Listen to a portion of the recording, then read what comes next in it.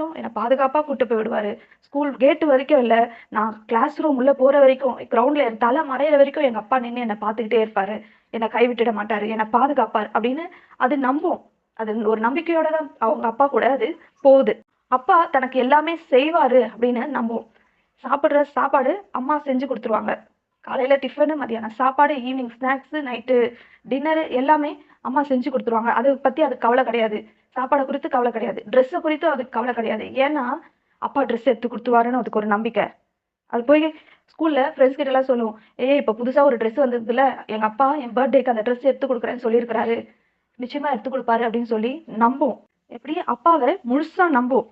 Friends கிட்டலாம் சொல்லி சந்தோஷப்படும். அதே மாரி அப்பாவும் குழந்தை ஆசைப்படுற மாரி பர்த்டேக்கு அந்த ட்ரெஸ்ஸ வாங்கி குடுக்கும்போது, மறுபடியும் போய் நான் சொன்னேன்ல எங்க அப்பா வாங்கி குடுப்பாருன்னு ஏதோ வாங்கி குடுத்துட்டாரு. இது போல தான் நம்மளுடைய கர்த்தர் நமக்கு என்ன சொல்றாரு? "எண்ணத்தை உண்போம், எண்ணத்தை உடுத்துவோம்" அப்படின்னு சொல்லி கவலைப்படாதீர்.